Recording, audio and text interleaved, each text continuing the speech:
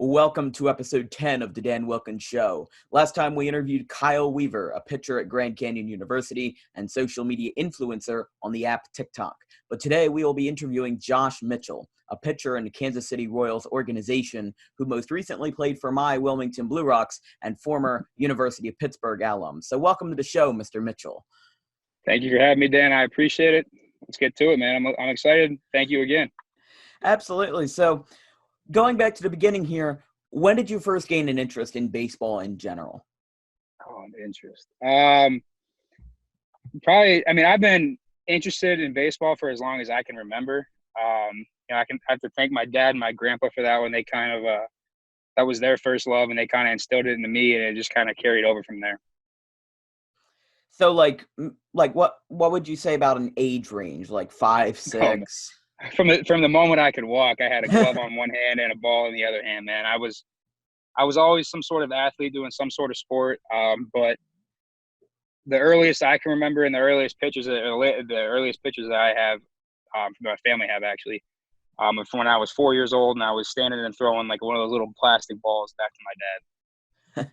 Yeah, I mean, it's always humble beginnings for these people, especially the ones that play professionally. They all start somewhere and they all have a story from where they started off when they were younger. They were just playing with, like you said, a little plastic ball. They were having catch with their dad. And then, less than 20 years later, they're pitching in a professional baseball organization. It just kind of manifests, man. You find that love early on and it just kind of continues and it only grows from there. Oh, absolutely. So what did you first realize as you got a little bit older that you could make this baseball thing, whatever you're doing, into an actual professional, serious career? I'd have to say probably around the age of like 13 or 4, probably 11 or 12. And I always worked hard with my father and my grandfather on it. But I think when I finally started playing, I guess when I was, 11 or 12 in Little League, and all of a sudden I was throwing the ball harder than everybody, hitting the ball farther than everybody. And when I was hitting the ball like a grapefruit, and when I was pitching, it felt like a BB in my hand. It was easy to throw. It just kind of, at that point I was like, Dad, I think I want to do this and continue to keep doing it.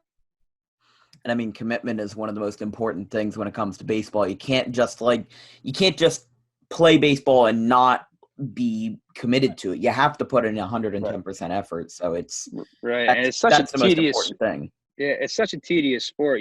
Everyone says, it's just monotonous. You do the same thing over and over. But I'm like, that's the beauty of it, man. There's, you get to work on your craft every single day, whether you're an infielder or a pitcher or an outfielder or a catcher. You just, it's the same thing, but you're getting so much better at your craft day in and day out.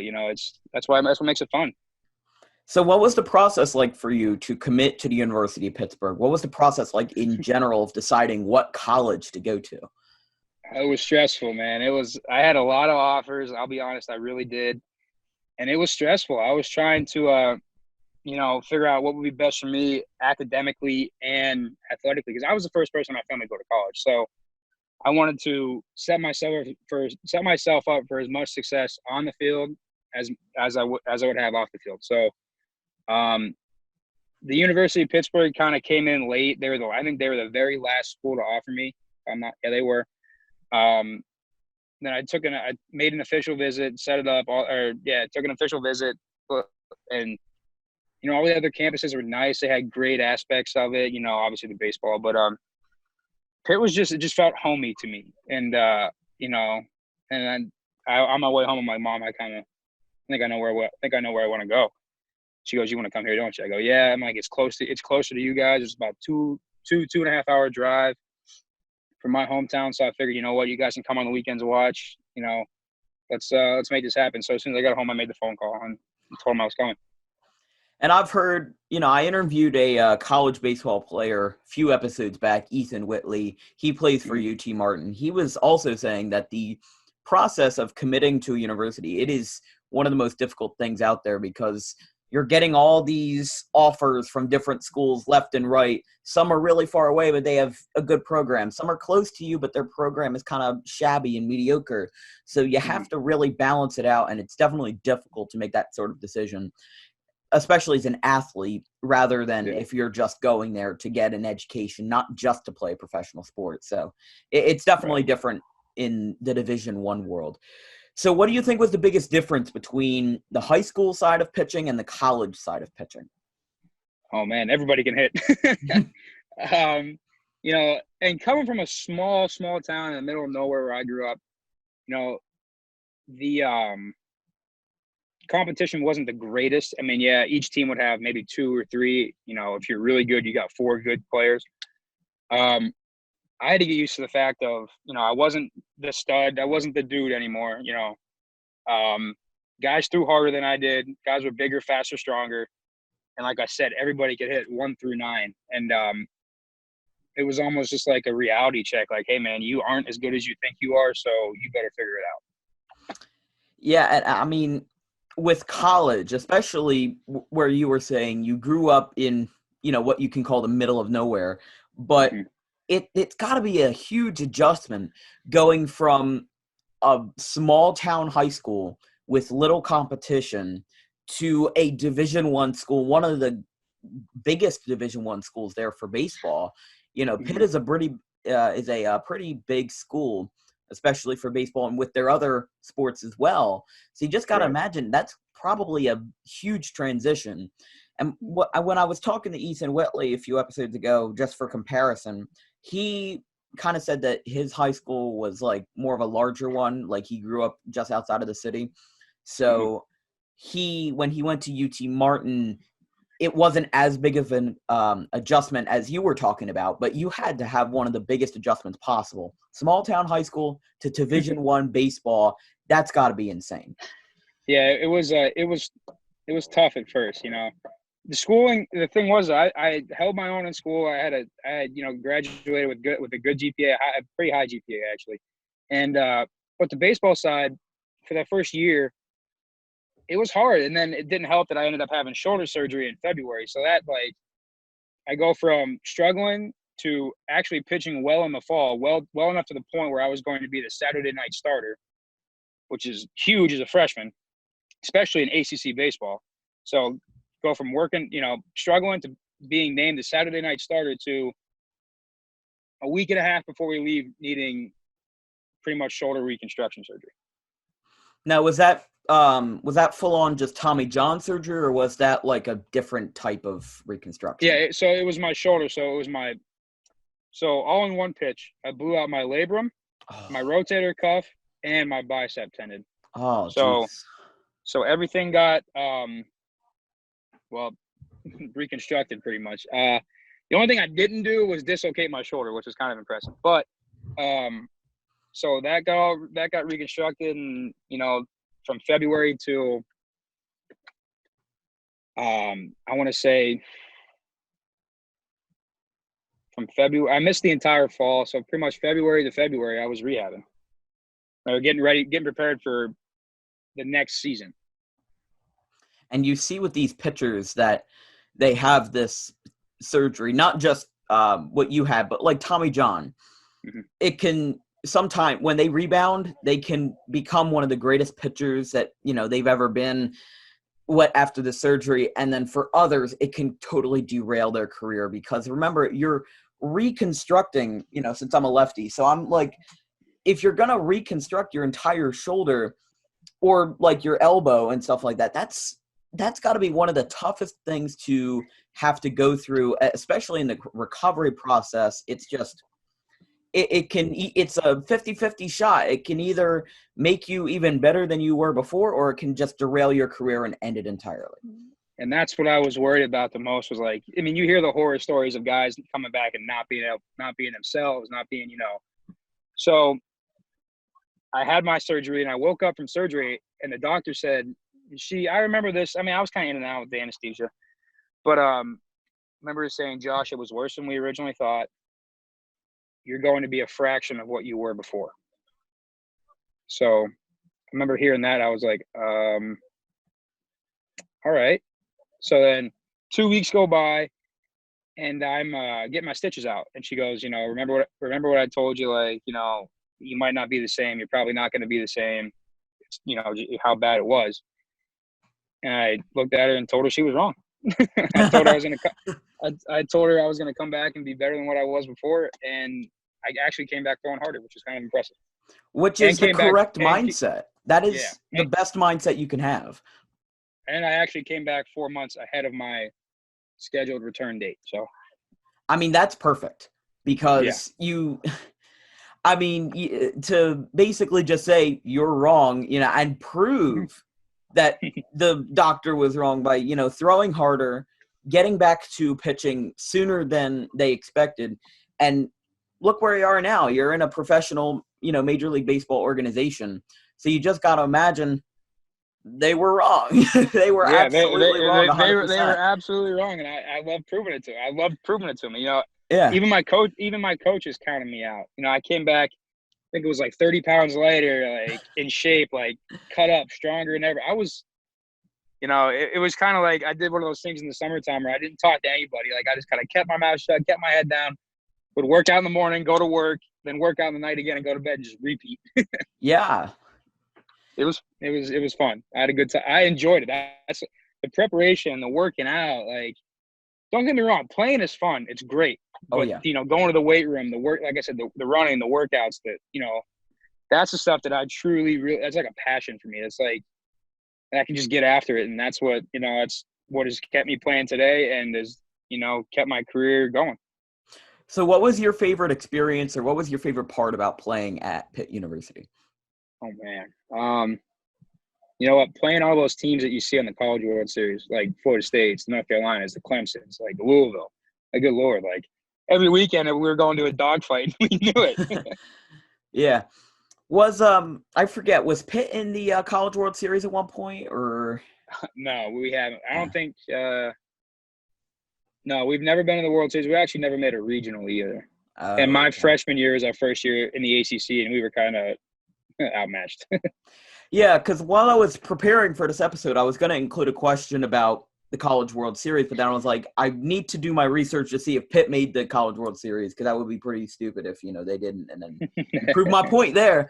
So, yeah, I mean, it's definitely got to be interesting.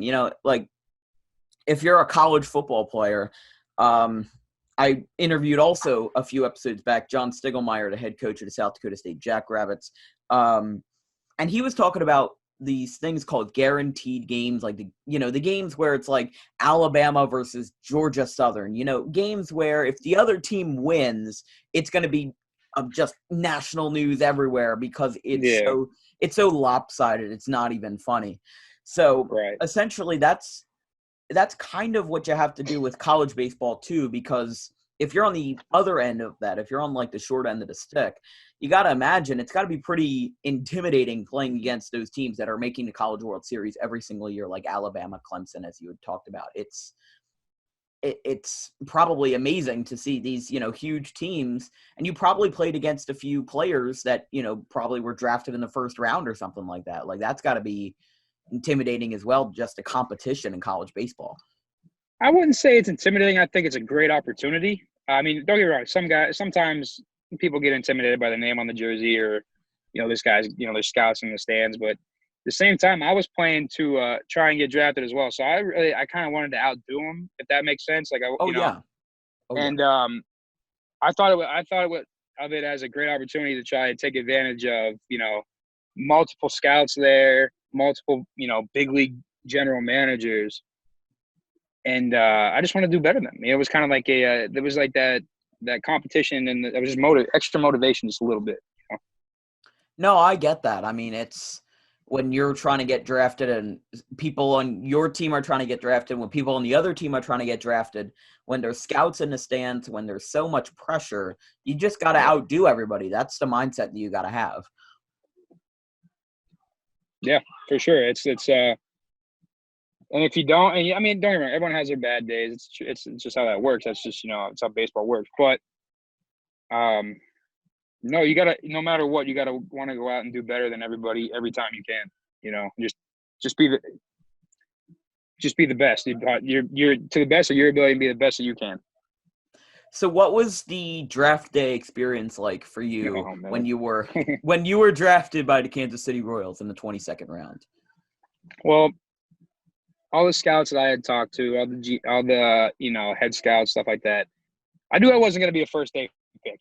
First stage, your rounds 1 and 2. Day 2 and 3 was where the middle of day 2, when we were starting to get into the, from the 5th round on, or was the 5th or 6th round on, was where I was projected. Then day 2 didn't happen, and I was like, oh no, here we go. What did I do? So after day 2 didn't happen, I was pretty much, convinced that I wasn't gonna get picked, and I was gonna end up going back to school for 1 more year. So I just kind of stopped paying attention to it on day 3. I really just kind of, hung out with my family, just kind of went and golfed a couple rounds. I just kind of tried to put the draft out of my mind. Clearly, it didn't work, but and then all of a sudden I get a phone call from Kansas City, Missouri. I'm like, who would be called? Light bulb, answered the phone. That's the one time where you don't suspect that it's a telemarketer. Right. Up until I saw that number and the name Kansas City, and then where it said the city, I'd kind of forgotten about it. And then all of a sudden I was like, oh snap, answer the phone. But it's a very stressful experience, man. I can imagine. It was fun though. It was good. I mean, when I talked to Hogan Harris, the lefty in the Oakland A's organization, he was talking about how, I mean, he had a different experience than you because he was drafted in the 3rd round. So, like, he didn't have to wait as long, and he didn't have that much suspense, I guess. But right. It's just, I can only imagine you literally just putting off the draft, just forgetting about it, not even acknowledging that it's there, and then you get a phone call from the Royals that, they want to draft you. That's got to be surreal. It was surreal. I made all those, made the injuries, the early morning workouts, the long nights, the bus trips. It made all that stuff, made it all worth it in the end. And it was like you said, it was a sweet feeling, that I did something, like I accomplished a goal. And when you do it, on your own, you don't have you're not given something you've earned it. It just tastes sweeter. Yeah. And I mean, I always tell people there's no guarantee that where you get drafted is where your success is going to be. Mike Piazza was drafted in the 62nd round by the Dodgers. He was the last pick, yeah. He was one of the last picks, and now he's in the Hall of Fame in Cooperstown. He's one of the best catchers of all time, and he's one of the greatest New York Mets of all time. So when you look at that, and you look at the other side of the spectrum, you look at the number 1 overall picks. Back in 2013, the Astros drafted Mark Appel. He never made it to the major leagues. He recently retired after having a short stint with the Phillies. And right. There's been other guys that have been drafted 1st overall and didn't make the major leagues at all. Steven Chilcott in 1966, Brian Taylor in 1991. That's just a few examples. But it's a hit or miss with the 1st overall pick. It's not like in the NFL or NBA draft where you know what you're getting with number 1. And if you flop on the 1st pick, you're going to get shambled for it. You're going to get, basically shunned for the 1st overall pick if you make a bad choice. But you see late round guys that they make an impact when people aren't really watching. And that's what I think is great about college baseball, where people don't really know what they're getting with their pick. So they just have to let it play out and let them play for themselves. Absolutely. And, college ball is a whole different game. First off, the metal bats, all that stuff. But, just a different atmosphere about it, And then when you get to pro ball, I don't want to say – it's kind of laid back. I guess you could say it's more laid back than college ball for sure. You're pretty much on your own. Then you figure your stuff out on your own as you go. Yeah, you have the guidance of coaches and stuff like that. But you figure the stuff out on your own. You figure out what works for you. You're not, you're not in a cookie cutter system. You do what is best for you and what is going to benefit you. So once you figure that out and you get a routine and you're set, sky's the limit at that point. So do you feel that the draft day experience in Major League Baseball is different for a high-round draft pick than what you experienced being drafted in the later rounds of the draft? Yeah, I would think so. First off, everyone's draft experience is different. If you're going in the 1st round, your first couple rounds, you deserve it, no matter what. It's just one of those things where there's just more stress involved. And those guys worry about if they're going to go from pick. If they're going to fall from pick 5 to 9, and I worry about if I'm going to baseball from round 22 to packing my bags and not even making it. So I think there was a little more riding on it for me. Yeah, I mean, the first overall pick and, the subsequent picks after that, they get so much glamour. They get so much glitz and glory and stuff like that. They get all the spotlights, while these late round picks, as I mentioned, they go basically unnoticed, but they can make the largest impact.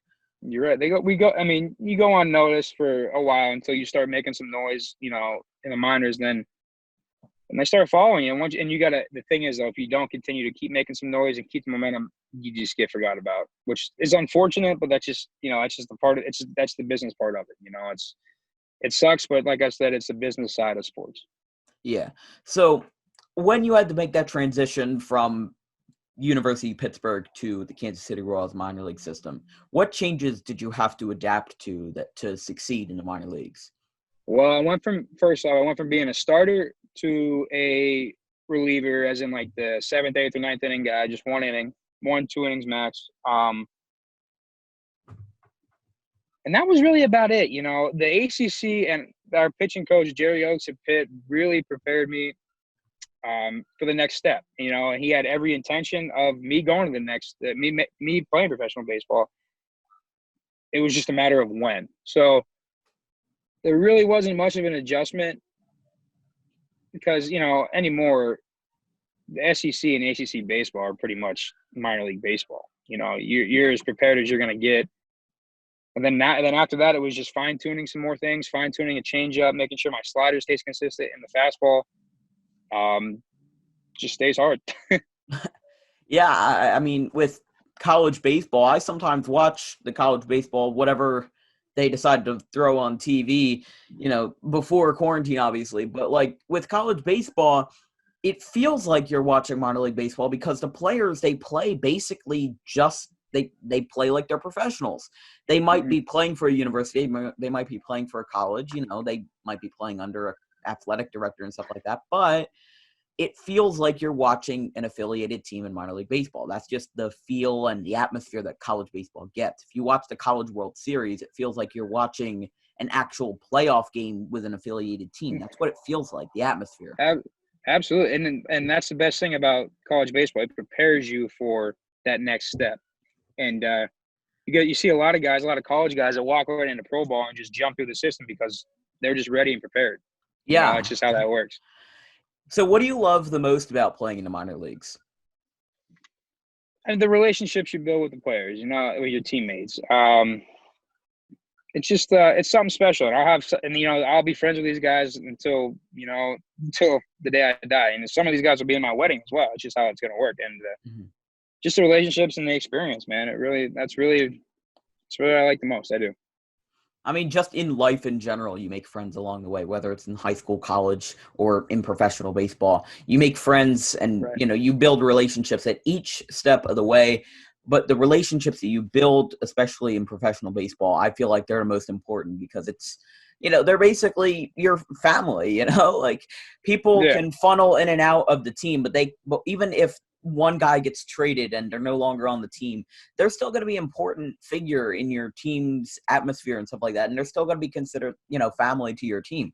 So I definitely can agree with that that's definitely a positive thing with all the relationships that you build, whether it's in college, pro ball, or even in the major leagues. So it's absolutely, for sure. There's no doubt about that. So what are your thoughts on the 2020 minor league baseball season being unfortunately canceled? It sucks, man. Like it was, this was a big year for me. It would have been my Rule 5 draft year. It would have been an opportunity for me to even make the big leagues. But what can you do about it? There's nothing I can do about it. It's out of my hands. It's actually out of a lot of people's hands. Just one of those things. And now, the mindset is just get prepared for 2021. Oh yeah. It definitely sucks that, the season's canceled.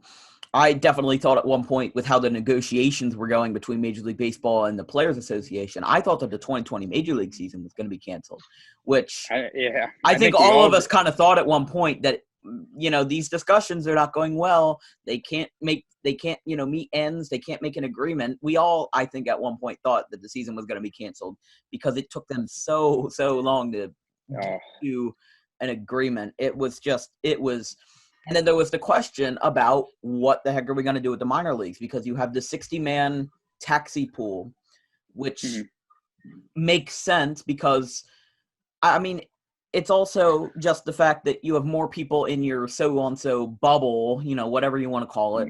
With the 60-man taxi pool, I get it, but like the taxi pool or whatever you want to call it, it's basically like their own little mini version of the minor leagues, because you can just swap players in and out. If they test positive for COVID-19, you can swap one guy out for the next. It's just a whole group, and it's just a whole like mess of whatever they're trying to do. I get that baseball is back, and I get that, that's wonderful.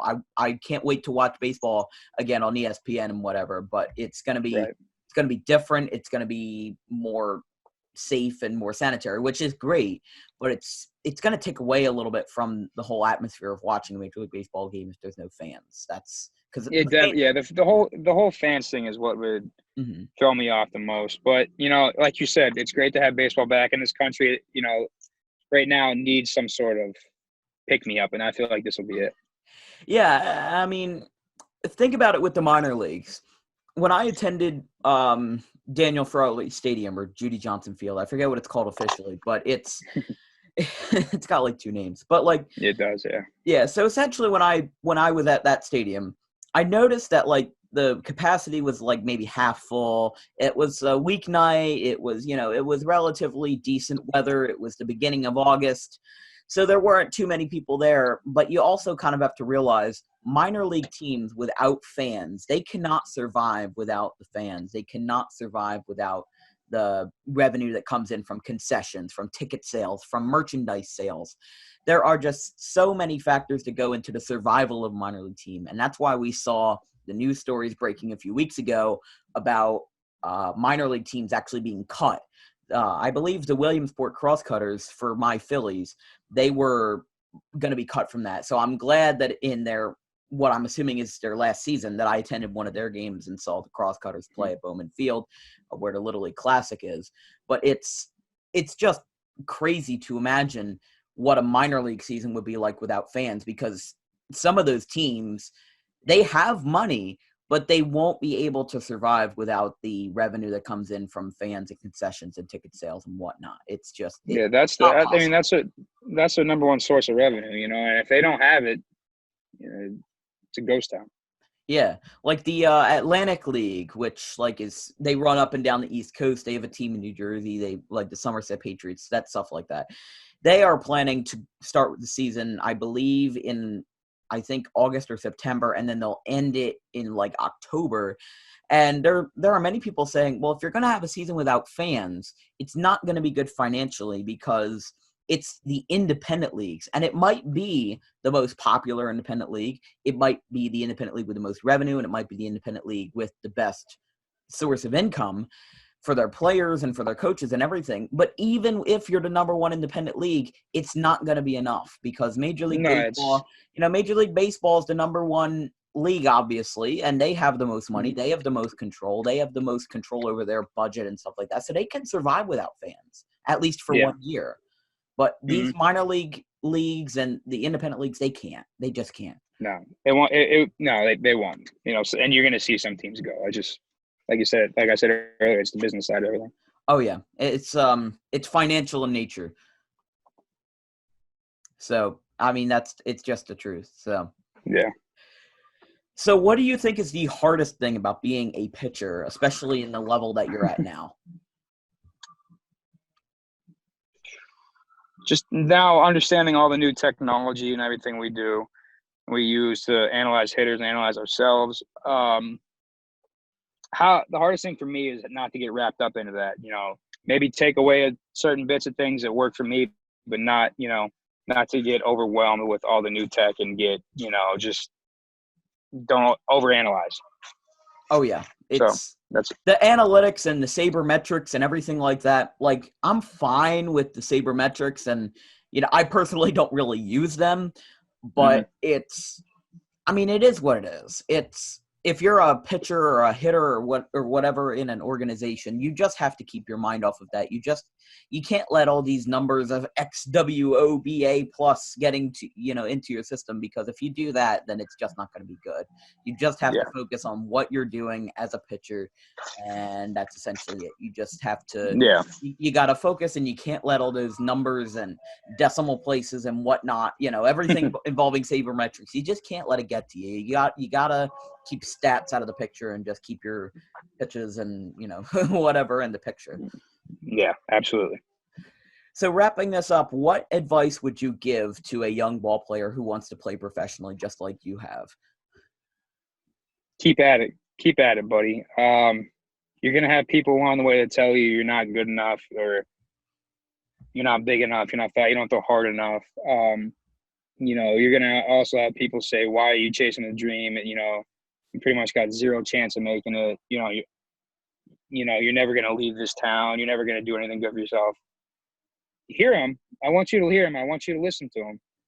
I want you to use that as your fuel and your energy to get out of bed every morning for those early workouts, to get one more rep on the squat rack, or, one more mile an hour. That stuff is hearing that stuff that I heard that when I was 11 years old, and to this day I still remember the people that told me.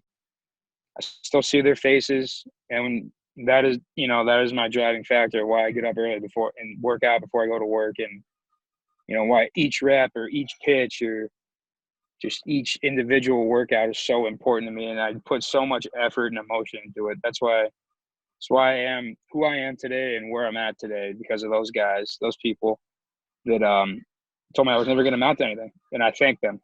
I tell them thank you, and they don't know why I'm thanking them. Now they might have an idea. Yeah, because you're in the minor league system of the Kansas City Royals, and if it weren't for COVID-19, you could have been selected in the Rule 5 draft by a major league ball club. Could have been a major league ball player, and probably will be a major league ball player if I'm being optimistic. So, thank you.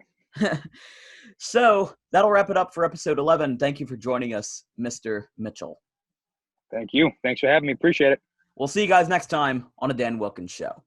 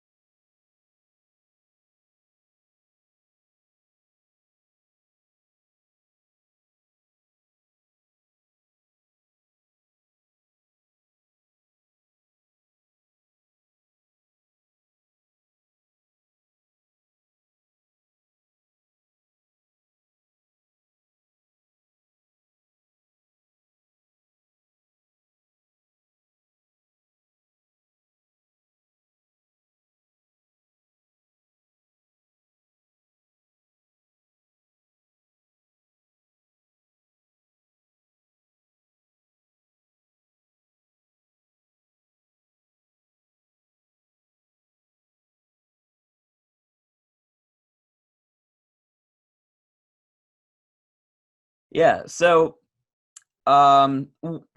excuse me. So, I was trying to listen to it over the weekend. 1 second. Okay. Where's that CD at? It's in my bag. We need it in there. I wanted to listen. I'm in the middle of a call. All right, so you good? Yeah, that was my strength coach. He's just no hanging problem. out. Yeah, no problem. You can edit that part. You can edit that part out.